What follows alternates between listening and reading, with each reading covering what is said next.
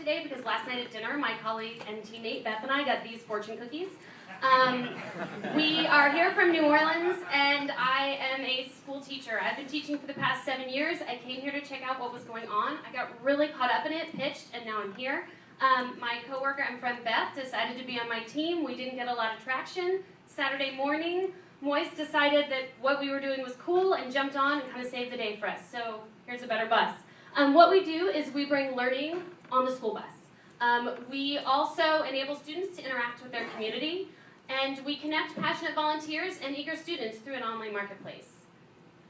This is crazy. Kids on average spend 1 hour a day on the bus. On the high end, it's 3 hours, and on the low end, it's about 30 minutes. So 1 hour a day. That's 200 hours a year, which is over a month of school with no teaching. Imagine what that looks like. School, no teaching for a month. Insanity.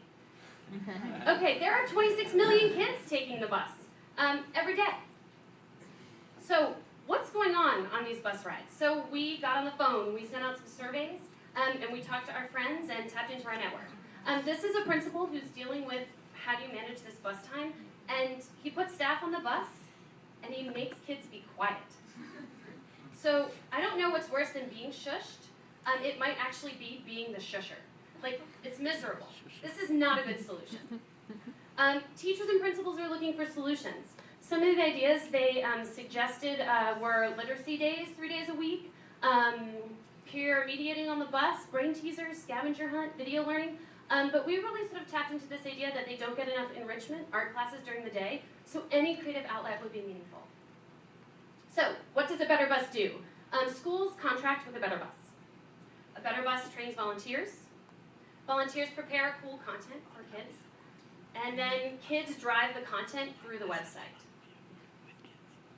So our target market, what we're going to prototype this with, are with charter schools. Charter schools are only about 5% of the entire school population right now, but it's 1.7 million students and 5,200 schools. The growth is huge. Once you get it sort of under control and doing what it's supposed to be doing, you can absolutely tap into the other school districts. So here's how school transportation works. Just a little background is that public schools either contract out or have their own, but public charter schools, because they are public schools run by private operators, contract out their bus services and are able to make those decisions freely.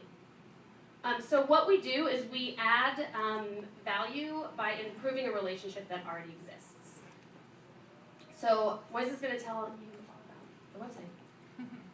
So so this is like a normal sign-in page. If you're a student, you just go log in. If you want to volunteer, you sign up. And this is what you see. This is Bus Einstein, and it has some badges. It has done some cool stuff in science and art and all that stuff. And then kids can actually drive the content by saying, I want to learn about nautical knots, with like Michael. And Michael has a short bio there because he's a volunteer on our bus and he teaches kids cool shit. And yeah, and people and just like Facebook, people can say that, hey, this is cool, I like this. And and we can have that conversation going, and kids are in control of it. And competition, we don't have much. So this is pretty hilarious. There are currently buses that are engaging kids that we could find 5, excuse me, because there's 5 buses out there. That's our competition. There are 4 rolling around somewhere in Arkansas, and there's 1 in Arizona, and they have literally just put internet on the bus. Not too exciting. So schools are strapped for cash, but they're currently paying monitors $30 a day. But who knows what those monitors do? We're going to charge them the same amount, but we're going to provide enrichment, train volunteers, and we're going to give teachers their time back. This is our monetization plan. Zuckerberg didn't have any either.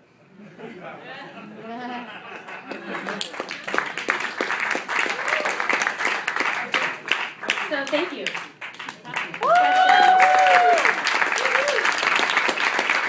No, Mike is going to grill me now. No. So you addressed the monetization plan straight on the nail. It's okay to say that. as long as you say it with confidence, I guess, right? Which you did, in bright red. It's okay to say that. I don't think that a better bus could necessarily achieve the scale that Facebook has. So, you know, I would want to see some numbers at some point. But the presentation was great. I mean, obviously you didn't have time to get to a working prototype, but it's a promising idea. There's you know, the art of disruption is to try to find time where people are not currently consuming whatever it is that they could be consuming. So the idea of figuring out what is the Angry Birds for kids on a bus, I think is important. I think you should have talked more about games, and I don't buy the whole idea that you're going to recruit a network of volunteers in general. Like making a business plan that relies on volunteers is probably, you know, a poor business plan. But in general, it was a clean stage. Can I speak to the issue of the technology in the bus? So our main goal is increasing student achievement and keeping kids in school. So the Gates Foundation recently did a survey, and 81% of students, I think the really interesting thing here is that they want relationships with adults. So we're really trying to foster that. Yeah, I actually do think that there could be a volunteer market for this. It's the Tiger Moms. It's, you know, starting here in the peninsula. When my kids' school, they put up the volunteer spreadsheet. It's like, you know, within 5 minutes, all the slots are filled. So, you know, I think that there's a hunger for volunteerism in our schools and to be with our kids. And of course, this is a huge need. On these buses, there's either Lord of the Flies or, you know, it's totally silent. So it's a real, as Michael said, it's like this is non-consumption. It's a perfect place to innovate within. I actually think it's going to be really challenging though to figure out the types of lessons or activities or games that are going to keep kids of multiple ages and dispositions engaged and excited. Our ideas for next steps are I'm going to go home to Nashville and New Orleans, and I'm just going to start getting on buses at schools that will let me, where I have friends who work, and see what's happening and how we can best deliver content and what those kids are interested in. And I'm gonna learn Rails and build a ship.